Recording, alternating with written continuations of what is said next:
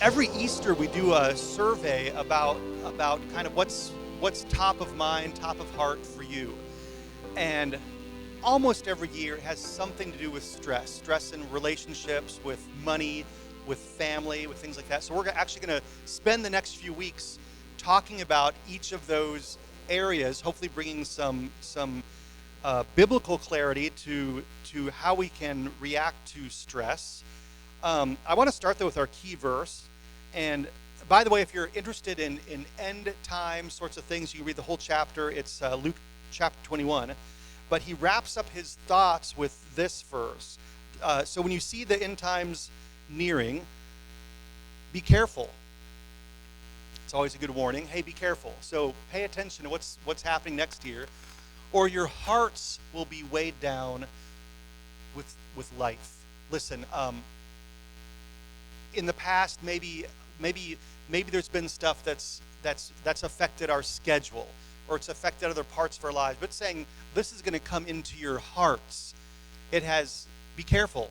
This stuff could actually impact the inside of you, your hearts, and it leads to dissipation, with things falling apart in your life, with drunkenness. Trying to medicate the stuff that's going on. Sometimes you try to solve it that way, and with the anxieties of life. And that day will close on you unexpectedly, like a trap. You may not see these things sneaking up. Maybe just one at a time kind of sneaks into your life. But watch out, it's a trap. And today I'm talking about an area of stress that I experience, and that's my use of time. Like how I spend my time, how I waste my time, how time fills up what I'm doing. So let me show you this verse in Job chapter 9. He says, "My days go by faster than a runner." And you might feel that way, like you're so busy going every different direction, you can't keep track of it. Your days are going faster than a runner. They fly away without any joy. Like there's a ton of stuff going on, and it's not bad stuff, right? All the stuff in our life, it doesn't have to be bad stuff, but sometimes it just goes by so fast, it doesn't leave us any joy, or maybe any room for joy. And I know I've got to be careful. I work at a financial tech company, and I have a side job, and I love serving here at Create Church, and it can be easy for me to let this happen, to be working or toiling or whatever, and not leaving room for what God really wants me to do. Maybe not focusing in the area that God wants me to focus on. And I want to show you, I'm going to start this series with a story from the book of Daniel. And it starts back in talking about King Belshazzar. And so this is out of Daniel chapter 5. And so King Belshazzar gave a great banquet for 1,000 of his nobles and drank wine with them. So they're having this huge party. But then, while they're drinking wine, he gives orders to bring in the gold and silver goblets that Nebuchadnezzar, his father, had taken from the temple in Jerusalem. So they're getting ready to mock God by using the things that were very important to God. They're mocking God, but God will not be mocked. And he says, "Bring these to me, so that the kings and his nobles, his wives and his concubines might drink from them." And so they brought in the gold goblets that had been taken from the temple of God in Jerusalem. And the king and his nobles, his wives and his concubines, they drank from them. They're just mocking God. As they drank the wine, they praised the gods of gold and silver, of wood and stone. These are the gods of our own effort. Like, I worked there, I did that, I built that, they're saying. I do whatever I want. And the next word, after they're doing this, mocking God and praising these other gods, is suddenly. Suddenly. And sometimes if we're off the rails, if we're just living life the way we want to live life, and we're living a little bit in mockery of God, sometimes a suddenly can happen where we're just pulled back and things stop. We have to take notice, because here the fingers of a human hand appeared and wrote on the plaster of the wall near the lampstand in the royal palace. And the king watched the hand as it wrote. And God doesn't always do something like this obvious. And he doesn't always bring something bad into your life, but he can let things happen in your life, sometimes just to get your attention. And this is what happened to the king. His face turned pale, and he was so frightened that his legs became weak. His knees were knocking, his legs were giving way. And the king summoned the enchanters and astrologers and diviners. He's going out to the world to find the answer to a spiritual problem. And let me tell you, whenever you try to go to the world to find answers to spiritual questions, the world's not going to really help you out. It'll probably end badly for you. So he called them, all these wise men of Babylon, together, and he said, whoever reads this writing and tells me what it means I'll give him purple clothes, have a gold chain around their neck. He'll be made third mightiest ruler in the kingdom. And of course, nobody could do it. Nobody could answer him and tell him what these words meant. And if that's, in my life, if I try to figure things out the world's way, it often won't work out the way I want it to. But it always takes me right back to God. And I think God often uses bad things in life, hard things in life, to kind of suddenly bring us back to him. So they gave up and they went and found Daniel, because they said, hey, Daniel knows God. We're going to go ask him. And of course, Daniel says, I know exactly what that means. The inscription has 3 words that were written, many, many, tekel, parson. And he says, I know what this means. Many means numbered. God has numbered the days of your reign and has brought it to an end. And in fact, it's going to happen sooner than you think, King Belshazzar. Tekel means weighed.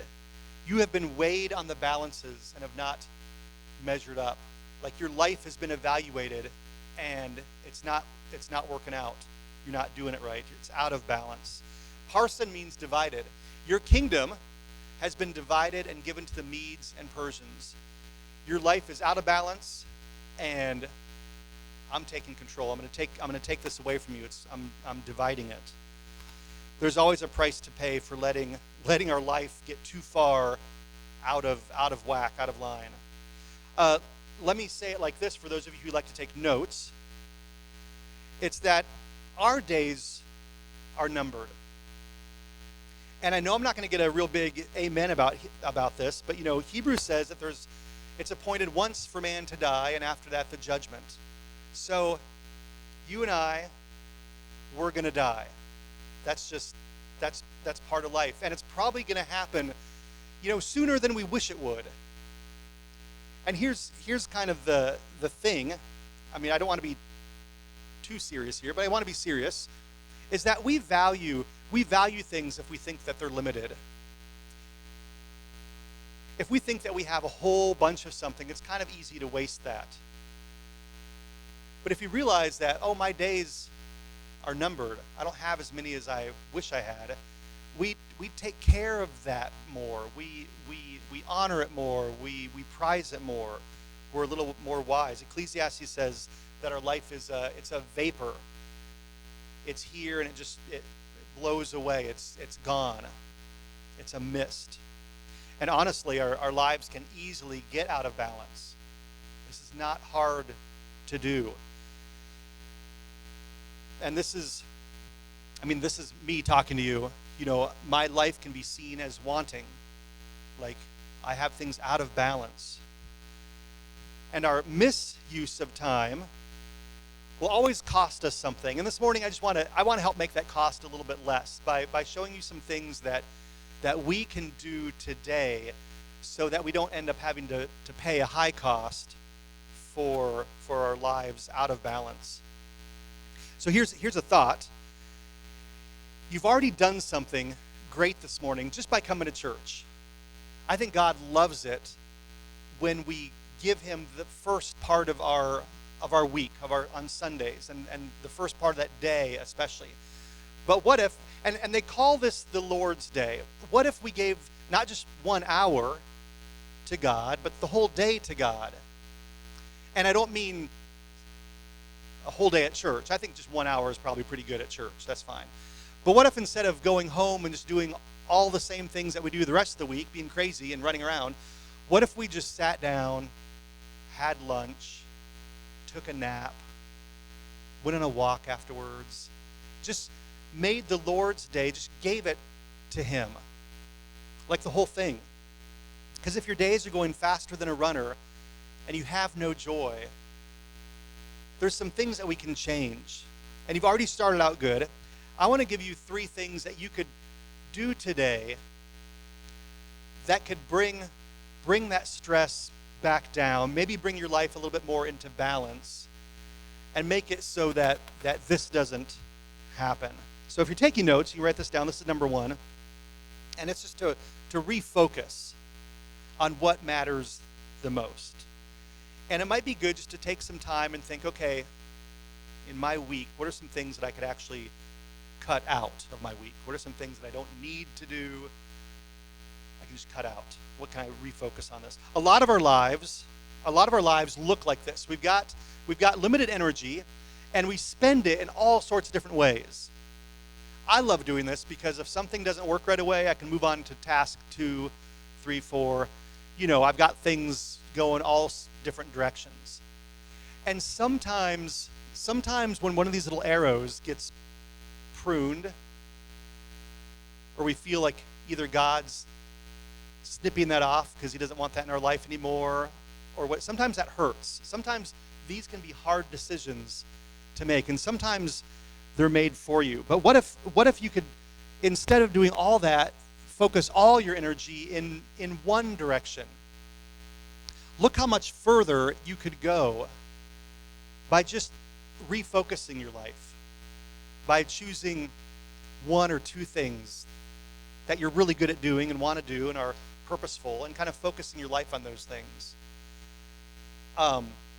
During 21 days of prayer, the Sunday after I spoke, we were talking about joy, and I think the topic that I spoke on that day was how to choose joy even on your worst day. When I got home, I got a phone call from one of our renters.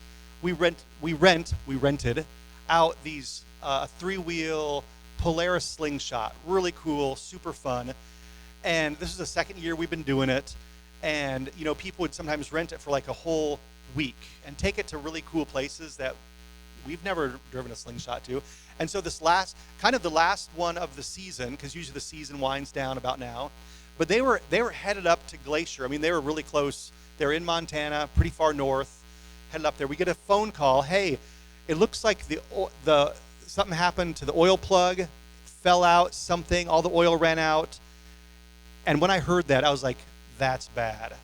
That probably means the engine is kaput. It's dead. This is bad. But I just kept giving it to God. And this is right after I told you guys that we need to choose joy, right? So that took a lot of work that first week to try to figure out, how do I choose joy in the middle of this? But when I look back, everything worked out fine. I mean, everything worked out fine. It was ruined. In fact, if you want a cheap slingshot, there's one for sale now at the junk scrap place in Greenwood, Nebraska. So you can go look it up there if you're good at changing, swapping out engines and stuff. But it kind of felt like I was being pruned a little bit, like one area of life that was kind of busy, taking phone calls and doing the things and keeping up with stuff. And when I look back, whenever something happens during 21 days of prayer, I kind of have to look at that carefully. Because 21 days of prayer, usually there's pretty big things that happen in our lives, either big answers to prayer, a lot of direction. I know a lot of you pray for direction. We're praying for you for direction. And so when this happened, I had this thought. I mean, probably 4 or 5 days later. It wasn't right away. But I had the thought, I wonder if God's just pruning something there so that he can grow something else even better. So that maybe another area of my life he wants to bless or is getting ready to bless and knows I won't have time for that. So this works. It's not always, and sometimes if we don't prune that, someone else will prune it for us. But this concept is huge. So what does really matter? What are some things there that we really could spend our time on. And I just want to give you a few here. The first one, relationships matter. I think relationships really matter. We're on our deathbed, we're not going to wish, oh man, I wish I would have spent more time in the office. Wish I would have worked more. No. We're gonna say, I love you. I wish I had more time to spend with my spouse or my kids. Wish I would have spent. We're gonna wish for those sorts of things because relationships matter. And that's why I'm just urging you to take time for relationships. Maybe this afternoon, grab your spouse's hand, go on a walk. Just take time. Maybe you need to sign up for our small group back there. Just one. You don't have to do 2 or 3. Just one small group, just to spend time in relationships because they matter. Because a person standing alone can be attacked and defeated. But 2 can stand back to back and conquer. 3 or even better, for a triple braided cord is not easily broken. Relationships in your life can change your life. They matter. So get in relationships. And the next thing we can do is we can find ourselves some purpose. This could be the most important one because I've never met someone who is living out their purpose who's mad or sad or anxious. They know why they're here. Even when it's a bad day, it doesn't get them down because they know what God has for them on this earth to do. And by the way, you'll find this out in the growth track today. We're doing it right after this service. We have a growth track. We've got pizza. We always have food, so it's kind of a lunch and learn thing. And you'll find out about the church too, but you'll really find out about how God can use you, how he can give you a purpose, give you something amazing to do for his kingdom. Paul says it this way: my life is worth really nothing for me unless I'm using it for finishing the work assigned to me. Do you know that God's given you assignment? There's something that God wants you to do. Like he's wired you to do that. The work of telling others the good news about the wonderful grace of God. We've got work to do. Relationships matter, purpose matters, and let me tell you, eternity matters. We're all living in this vapor, in this mist, in this very short time. And we're going to live a lot shorter in this life than we will in the next. That's going to be eternity. Give towards it. Live towards it. Jesus says to store up treasure in heaven, not just for right now, but for eternity. Jesus said the kingdom of heaven is like treasure hidden in a field. And when a man found it, he hid it again, and then in his joy went and sold all he had and bought that field. Nathan, what's the treasure? This treasure is eternity. And if you knew how precious it was, you would give just about anything to invest in that treasure, to go buy that treasure. It's worth it. Secondly, what I want to just challenge you to do, it's something that you can do today, if you find some time to think about your life, is just to reduce the non-essentials. And we can't get rid of these things. These are the phone calls, and these are the, we have to spend time sitting down, writing out bills. There's a lot of, I guess that's maybe an essential. My wife does that. But there's things in your life that you can probably say no to. Maybe you haven't because, well, it's just what I do, or I haven't really thought about it. But it's just thinking about what you don't need in your life. King Solomon was pretty wise when he said, it's better for you to do less than it is to do more. He says, better one handful with tranquility than 2 handfuls with toil and chasing after the wind. If you've got 1 handful, that's great. Well, but Nathan, we've got 2 hands. I know, but if you have 2 handfuls, you can't do anything else. If you'd have 1 handful, it's better. And Americans aren't usually this way. It's like, well, if I've got 1, 2 is even better. If I got 1 car, 2 is better. 1 house, 2 is better. 1 wife, no. Just 1 is good. 1's perfect. But we don't often think this way. But the Bible tells us, hey, if you have less, you'll actually be happier with that. And this just means, hey, maybe I don't need to spend every night out. Maybe I don't need to go to every single game and every single event and everything. In fact, if I see your name more than one place on the small group thing, I think you should go and just cross it off.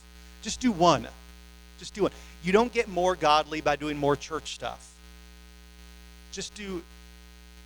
be able to say no to some things. In fact, if you learn to say no, you'll trade popularity for respect. If you're good at saying yes, whenever you say yes, people just come to you. They'll know, oh, I can count on them to say yes for everything. And all of a sudden, everything's filled up. You have no time for the things that are important to you.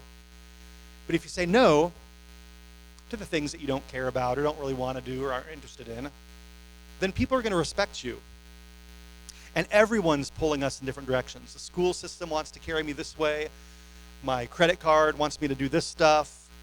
We're pulled in so many different places. Everyone wants a part of us. And no, I'm gonna focus. I'm gonna focus on what really matters. And I'm gonna get rid of those things that don't matter. I'm gonna start saying no. And instead I'm going to reprioritize my life. You know, it's one thing to have certain things in your life, and it's another to know what order they should go in, and that really matters. That really matters to God. Order is very powerful. Knowing what goes first can change how everything else works out. If you don't prioritize your own life, someone's going to do it for you. Someone's going to do it for you. Hey, I've got a wonderful plan for your life. Sometimes churches do this. They've got so much stuff going on, they'll fill up your schedule. We don't want to be that kind of church. The school board will have stuff. Everything's pulling you.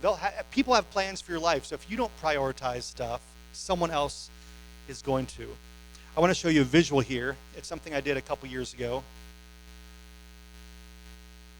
It's called the Big Rock.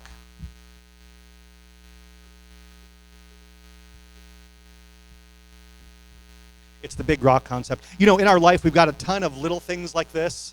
You know, we've got meetings that we go to and phone calls and Facebook. In fact, most of this is probably Facebook in here. And we fill up our lives with stuff, with kind of little stuff that doesn't matter, doesn't really get us where we want to go. And then Tyler made these. It's all Lego, by the way. These are some rocks. These are the big rocks, right? So this is maybe my family, time with my family that I'm going to put in there. And this is my purpose. My purpose is important. I'm going to try to fit that into my life. God, I want to make sure that I'm spending time with God. And before you know it, you don't have room for those things. You can't fit everything into your 24-hour day. You cannot fit it into your life. But let me tell you, it doesn't necessarily mean that you have to take those things out of your life. It's just the order it goes in. What if instead you started with the big rocks? What if you put those in first? I'm going to spend some time with God, first of all. That's going to go in there. I'm going to spend time on my purpose. Like, I know God has things for me to do. I'm going to do that. And I'm going to prioritize that. That's what the first thing. My family. I'm going to spend time with them first. Like, I'm doing the first things first. And watch this. This is kind of amazing concept. But I can fill it up then with, phone calls and my answering emails and Facebook, some YouTube. That's right. And you know what? In the end, it's all going to fit. God makes sure that your stuff will fit. He'll take care of your life. It's just the order that you put things into your life. Order matters. Order matters. It works because order determines capacity. Thank you, Tyler, by the way. And those are Anthony's little pieces in there too. So thank you, Anthony, for sharing those. Order determines capacity. So I applaud you when you give the first part of your day to God. I think you could probably give the whole day to God. Because I think what you do first can bless everything else. I think by putting the first things in your life, everything else will still fit. You can still get it all in there. Now, what if you gave your whole day to God? What if tomorrow you got up and the first person you talked to was God? You spent some time with God? What if you started doing these things? This is what Jesus said. He says, do not worry, saying, what am I going to eat? You know, I've got phone calls to make. I've got emails to answer. What am I going to drink? What am I going to wear? This is what pagans run after. Like, this is not what Christ followers do. Pagans are the ones that are just going, blah, blah, blah, blah. You know, their lives are crazy. They're running after stuff. But guess what? God knows you have emails. He knows you have appointments. He knows that you've got to go to work. He knows this stuff. He knows exactly what you need. Your Heavenly Father knows this. And let me just read this next verse and just let this sink in. But seek first his kingdom and his righteousness.